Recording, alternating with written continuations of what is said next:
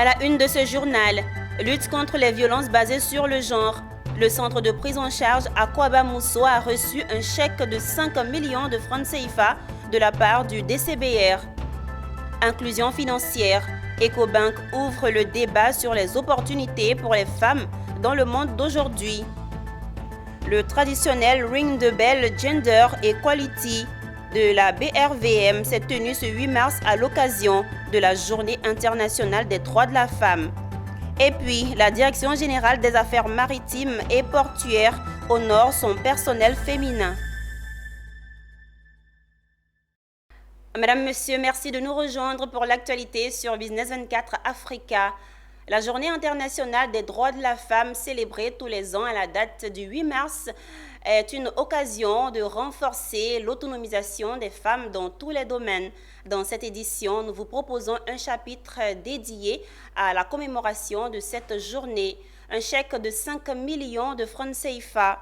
C'est le don reçu par Akwaba Mousso, un centre de prise en charge et d'hébergement de femmes victimes de violences basées sur le genre. C'est à la Riviera Palmeraie. Le donateur, le DCBR, à travers ses premiers responsables qui ont profité d'une visite du centre et ce, dans le cadre de la Journée internationale des droits de la femme. Issa Badini et Setekissi. C'est 8 mars et donc Journée internationale des droits de la femme. Et dans cette salle de réunion d'Akwaba Mousso, du nom de ces centres de prise en charge et d'hébergement des femmes victimes de violences basées sur le genre, il est décidé pour marquer le coup de préférer l'acte à la parole. Des mains du directeur général du DCBR, ce chèque de 5 millions de francs CFA, remis aussitôt à la directrice exécutive du centre en guise d'accompagnement pour les actions entreprises. Parce que l'État ne peut pas tout faire. On est chacun de nous appelé à faire quelque chose, à faire un geste pour soutenir l'action de l'État. L'État de Côte d'Ivoire a beaucoup fait, mais nous, en tant que partenaires financiers, membres de l'écosystème, nous devons jouer notre rôle en nous appuyant sur notre politique RSE et voir dans quelle mesure on peut soutenir à long terme ce type d'ONG, d'organisations qui sont tous les jours en face à des situations de détresse de familles, de femmes, d'enfants. C'est vraiment terrible. Un chèque qui vaut son pesant d'or dans ces centres qui donne une prise en charge complète aux survivantes non données aux femmes victimes de VBG.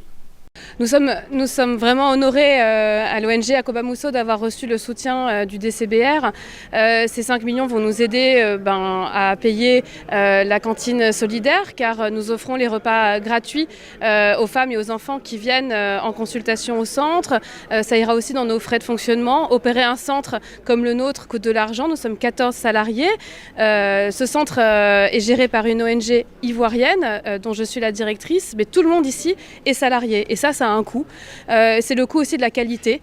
Nos salariés, les prestataires, les psychologues, les juristes, les assistantes sociales, les sages-femmes sont là toute la semaine au service des femmes et des enfants. Ouvert en avril 2023, Akwaba Mousso peut accueillir et héberger jusqu'à 30 survivantes. À moins d'un an d'activité, le centre a pris en charge 132 femmes et enfants. 69% des femmes prises en charge, précise le centre, sont des victimes de violences conjugales. Quant au dépositaire central Banque de règlement créé en 1996 par l'IOMOA, ses missions sont entre autres la sécurisation des activités sur le marché boursier, la conservation des titres mis sur le marché ou encore le règlement et la livraison des opérations. Longtemps lié à la BRVM, le DCBR est désormais une entité à part entière. Inclusion financière. Quelles opportunités pour les femmes dans le monde d'aujourd'hui? C'est le thème de la rencontre organisée ce 8 mars à la Fondation Manuela Olo à l'occasion de la Journée internationale des droits de la femme. Les femmes sont venues nombreuses pour l'occasion échanger avec les panélistes sur les opportunités de leur inclusion pour une autonomisation complète. Cette rencontre est une initiative de Ecobank soutenue par ONU Femmes Côte d'Ivoire. Les femmes des groupements et associations n'ont pas chômé ce 8 mars 2023. Elles ont saisi l'occasion qu'offrait le groupe Ecobank pour échanger sur une question importante, principale et récurrente pour leur autonomisation, l'inclusion financière. Le panel était constitué du directeur général de Ecobank Côte d'Ivoire, Paul-Harry Etnard, Setcheme Jérôme Mongbo, représentante résident ONU Femmes, et Manuela Oulo, présidente de la fondation qui porte son nom. Si tous s'accordent sur le fait que les pouvoirs et les politiques publiques doivent accompagner la femme vers cette autonomisation, force est de reconnaître que les femmes doivent être les premières à porter la lutte. On a de la substance en matière d'entreprise, on a de la détermination en matière de financement quand on regarde les initiatives de Ecobank qui croient en la capacité de la femme, mais on a un gap de communication. Cette politique est d'ailleurs suivie par les groupes d'entreprises comme Ecobank qui proposent des programmes spécifiques à l'endroit des femmes. Nous avons mis en place tout un programme pour cela, c'est ce que nous appelons le programme LEV. Ce programme est constitué autour du financement. On a donné des financements spécifiques pour les femmes. On a aussi donné des programmes de renforcement de capacités spécifiques pour les femmes. Et surtout, on veut aider les femmes à se préparer pour demain à travers des outils de digitalisation qui vont leur permettre d'avoir accès à des marchés beaucoup plus larges. On a quelques d'autres outils, comme par exemple les ateliers que nous mettons en place, des ateliers spécifiquement dédiés à la femme qui rencontre des problématiques complexes au niveau de la santé, par exemple.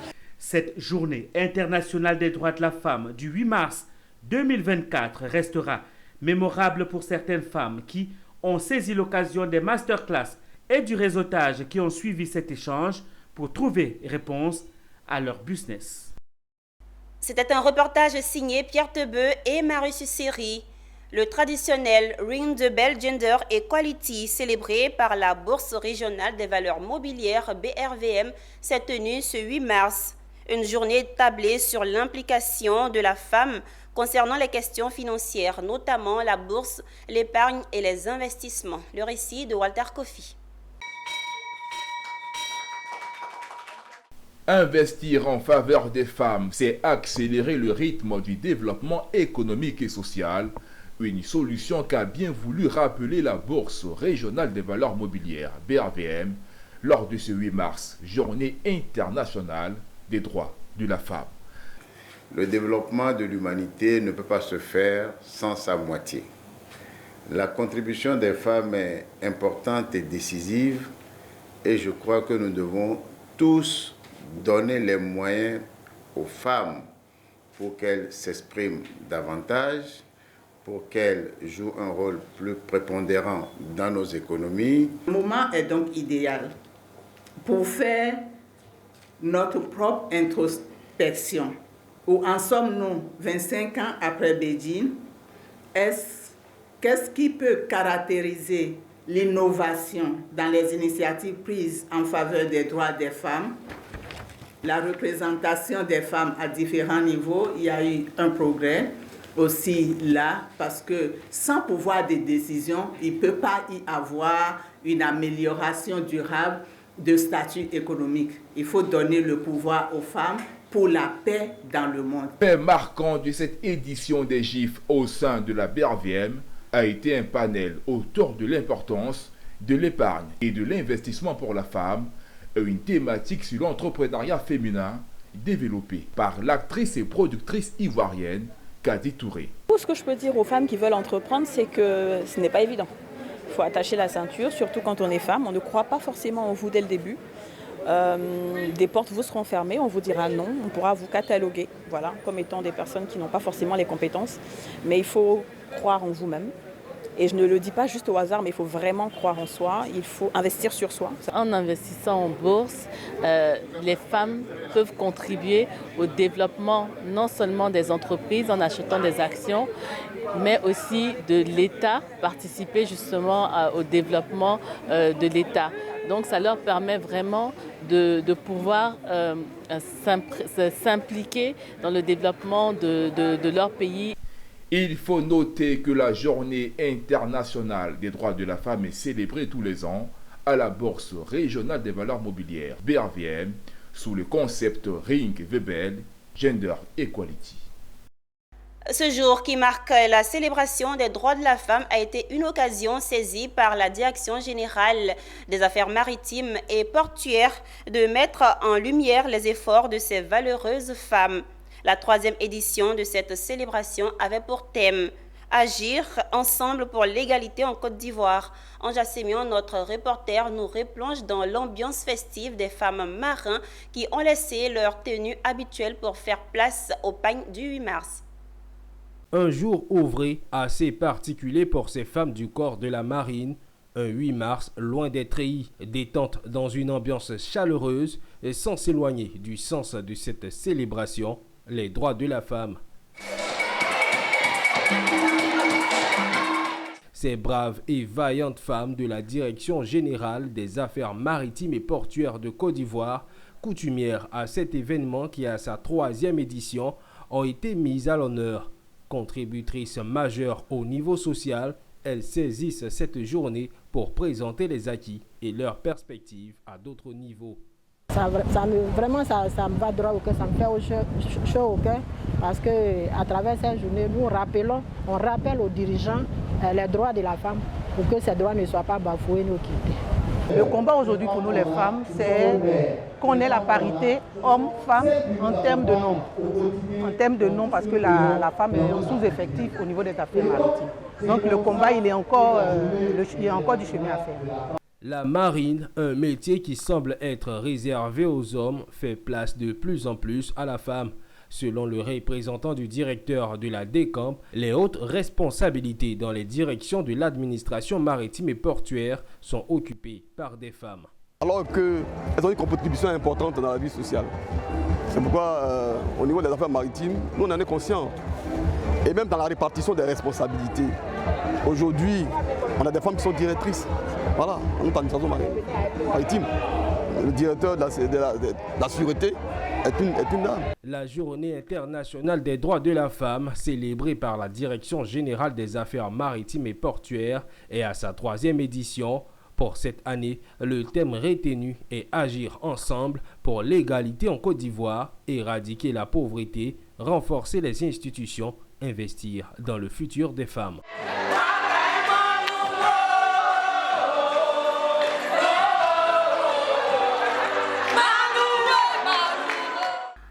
Pour marquer ce mois dédié à la commémoration des droits de la femme, Business 24 s'est intéressé à la question de l'indépendance financière des femmes à travers les activités génératrices de revenus telles que l'emballage. Avec juste un capital de départ de 15 000 francs CFA, les femmes que nous allons vous montrer arrivent à réaliser aujourd'hui un chiffre d'affaires journalier allant de 15 000 à 50 000 francs CFA. En quoi consiste le métier de l'emballage? Comment apprend-on ce métier? Élément de réponse dans ce reportage signé Konena Norgo et Marius Siri. Marché Cocovico dans la commune UP de Cocody, en plein cœur d'Abidjan. Loin de la fête et des uniformes du 8 mars, marquant la journée internationale des droits de la femme. Des femmes consciencieuses travaillent à leur autonomisation financière. Gela Amada et Konate Barakissa ont pris leur destin financier en main à travers le métier de l'emballage de cadeaux. Elles en ont fait un business juteux. Elles ne sont jamais loin des grandes surfaces ou marchés publics, toujours présentes pour répondre à la demande de ceux qui veulent offrir des cadeaux. J'exerce le métier, ça fait 1 an maintenant. Comment est-ce que je fais? Je patiente en attendant qu'un client arrive. S'il arrive, vient, donne son cadeau, il choisit ce que je dois faire. Et puis je prends un nœud, l'emballage, je fais pour lui donner. Dans la communauté d'ornement de cadeaux, l'emballage a purement une fonction esthétique. Emballer un cadeau pour le rendre beau et présentable. Un métier qu'elles ont appris en moins d'1 mois. Avec un capital de départ d'environ 15 000, elles réalisent aujourd'hui un chiffre d'affaires journalier avoisinant les 60 000 francs CFA. Bon, j'ai appris avec une dame. Bon, c'est ma tante. Elle aussi, elle était dedans. Elle m'a appris à faire ça. Puis elle est partie en France. C'est moi qui ai pris le relais. En tout cas, c'est bon. C'est bon. Quand il y a la clientèle, ça marche bien. Les clients, il y a tous les prix. Il y en a de 1 000 francs, 500, 2000. Et puis on fait les emballages transparents aussi. Avec les feuilles cellophane transparents. Si tu as 5 000, tu peux commencer, tu achètes un peu de feuilles, les rubans, scotch. Puis tu commences d'abord petit à petit, ça évolue, ça grandit. Un gros business qui leur permet de prendre en charge leurs besoins et ceux de leur famille. Tout simplement en se servant d'un ciseau, un ruban adhésif, des feuilles de décoration et des nœuds. Par jour, si je n'ai rien fait, c'est 15 000. Si il y a trop de travail aussi, c'est 100 000 à 150 000 par jour. Ça, par exemple, c'est 2 000. Ça, c'est 1 000 francs. Ça dépend de la valeur des cadeaux aussi. Pour la période de fête, généralement, si je n'ai rien gagné, c'est 4 à 500 000 pour la période de fête. Noël, à Noël, ça sort beaucoup. Parce qu'il y a beaucoup de cadeaux d'enfants. On emballe beaucoup de cadeaux d'enfants. Maintenant, en février, le 14, il y a beaucoup aussi. Ça sort beaucoup. On fait plein d'emballages. Il y a les clients jusqu'à 23h, minuit. On est ici. Mais il y a la fête des mères aussi. La fête des mères aussi, beaucoup de cadeaux. Il y a la clientèle. Saint-Valentin normal comme ça. On peut se retrouver au moins 500 000 comme ça. 600 000 comme ça. Autre lieu, mais même métier de l'emballage, ici aux deux plateaux. Nguessan Hélène vit du même métier. Et elle ne s'en plaint pas. Au début, quand il allait faire l'achat, il a dépensé tout le matériel, 15 000. 15 000. J'ai acheté l'emballage, j'ai acheté la paire de ciseaux, scotch, ruban. Parce que ce n'est pas le seul ruban, il y a plusieurs couleurs. J'ai acheté tout ça. Donc, période des fêtes comme ça, il peut y avoir 100 000 comme ça. 2 journées, 100 000. Fête des mères, pendant la fête des mères. Pendant la fête des mères.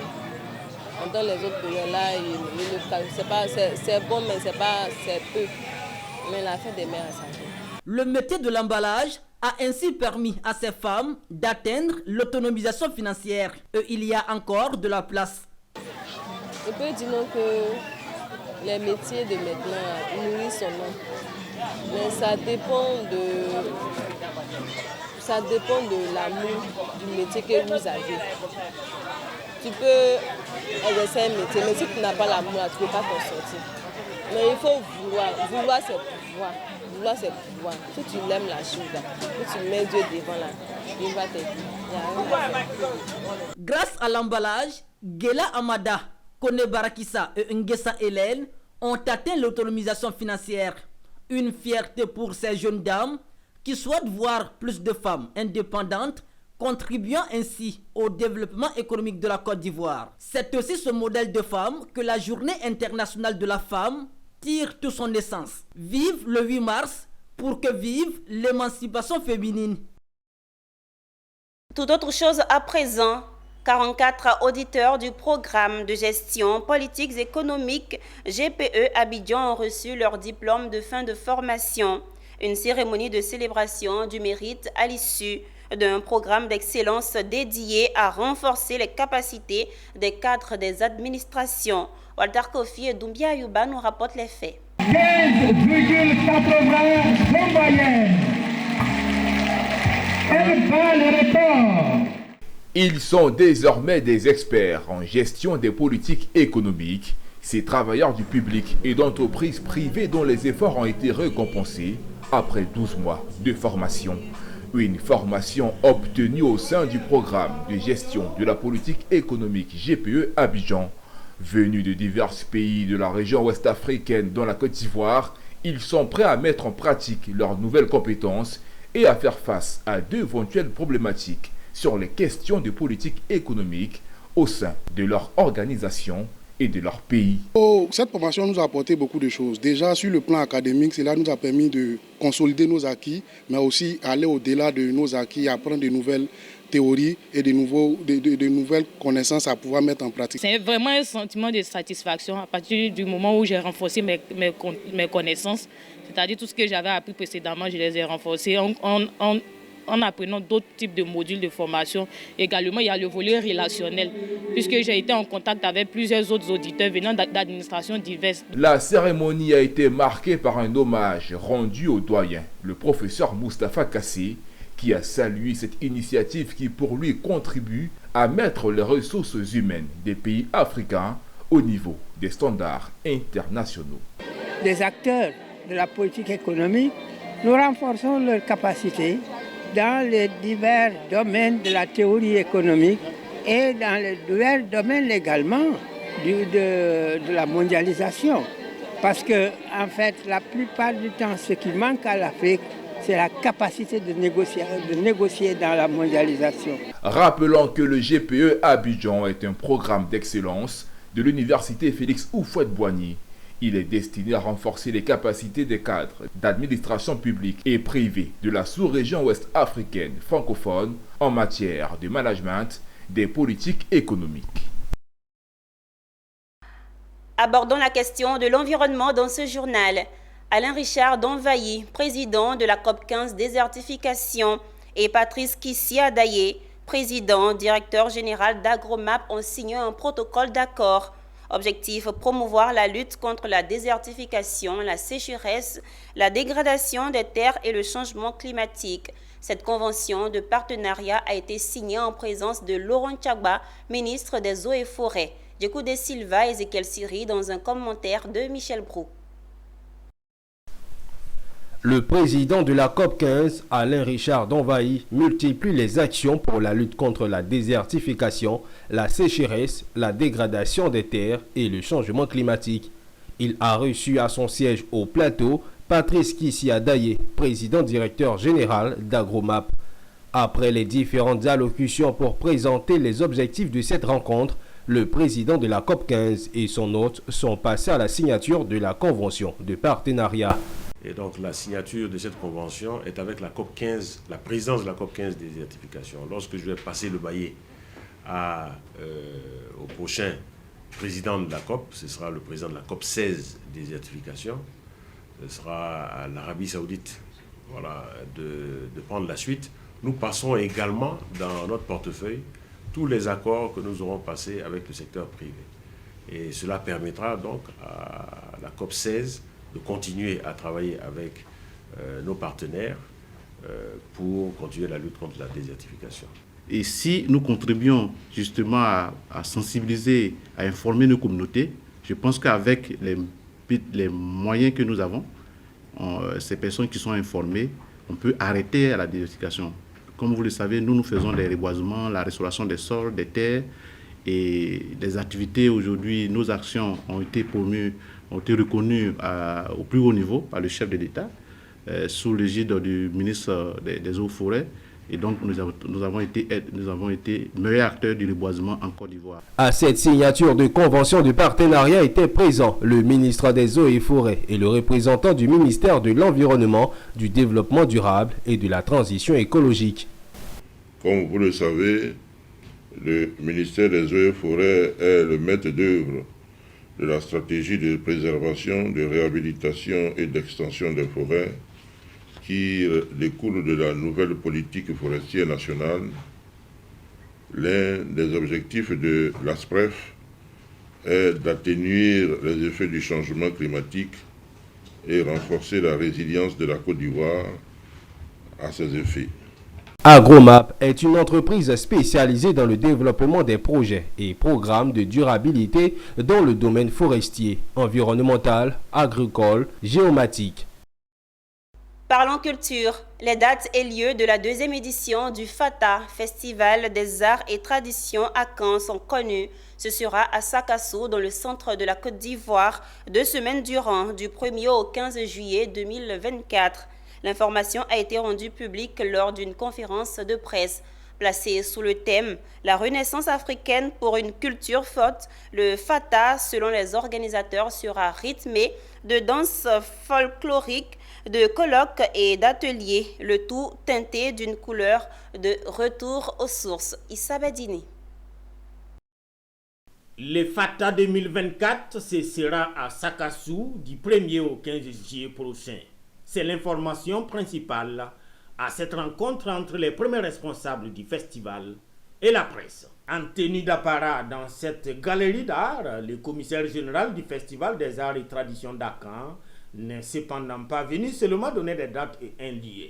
Il est venu surtout annoncer les couleurs d'un festival qui se veut un centre d'incubateur d'authenticité africaine.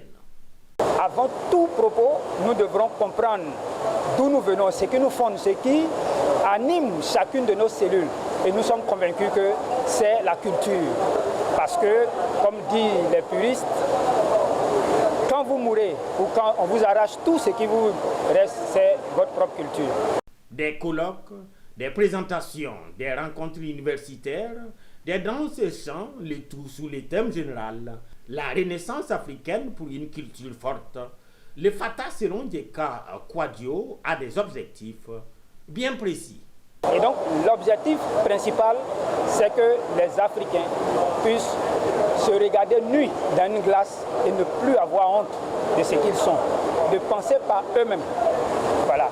Et à la longue, créer des universités, des académies qui vont réfléchir réellement, profondément sur nos cultures, sur nos langues.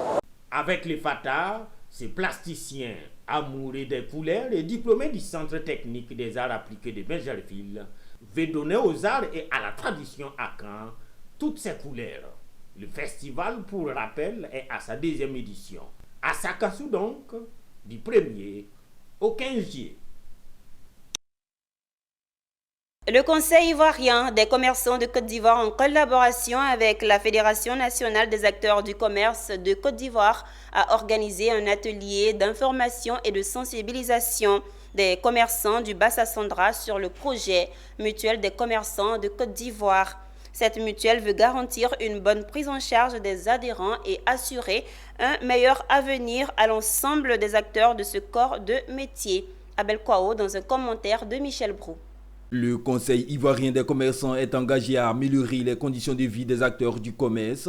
Tel est le sens donné à cet atelier de sensibilisation et d'information des commerçants sur la mutuelle des commerçants de Côte d'Ivoire. Des conférences suivies d'échanges ont permis aux participants d'être instruits sur l'importance de cette mutuelle. La mutuelle, c'est pour les commerçants. Nous avons beaucoup souhaité cela. C'est notre maison. Donc, est-on à point nommé pour que chaque commerçant puisse adhérer à ça. Parce que c'est un train. Il faut que nous montons dans ce train-là pour que nous quittons surtout dans l'informel. Le secrétaire général de la Fédération nationale des acteurs du commerce de Côte d'Ivoire de la région San Pedro a précisé l'objectif de cet atelier tout en exprimant sa gratitude envers les initiateurs. L'impact de la mutuelle, il faut dire qu'elle va aider les commerçants à essayer de gérer un certain nombre de facteurs, notamment l'incendie qui touche tous les marchés.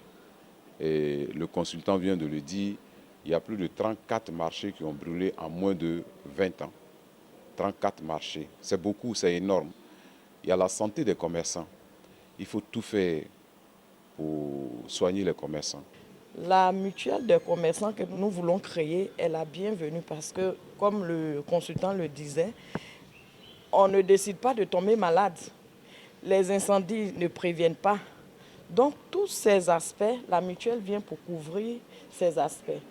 Pour nous, c'est vraiment une bonne aubaine. Nous exhortons tous les commerçants à adhérer à cette mutuelle. Il convient de rappeler que le commerce en Côte d'Ivoire est l'un des piliers de l'économie du pays, avec plus de 9% du PIB. Le nombre des commerçants est estimé à plus de 3 millions et environ 85% exercent leurs activités professionnelles dans l'informel, si bien qu'ils ont du mal à être impactés par les programmes nationaux de sécurité sociale tels que la CMU et le RSI. En image à présent, le conseil d'administration du groupe de la Banque africaine de développement a approuvé un financement supplémentaire d'environ 16 millions de dollars à la Gambie pour poursuivre la mise en œuvre du projet d'agriculture et de sécurité alimentaire lancé en 2021. Le Programme mondial pour l'agriculture et la sécurité alimentaire, un fonds multilatéral qui vise à améliorer les revenus et la sécurité alimentaire des populations pauvres dans les pays en développement en accroissant le volume et la qualité des investissements réalisés dans les secteurs publics et privés, est le principal contributeur de ce nouvel appui financier au projet et dont les objectifs demeurent les mêmes que ceux fixés au début du projet. Accroître la sécurité alimentaire et nutritionnelle ainsi que les revenus des ménages vulnérables. C'est la fin de ce journal préparé par l'ensemble de la rédaction. Merci de l'avoir suivi. Les programmes se poursuivent sur Business 24 Africa, la télé utile.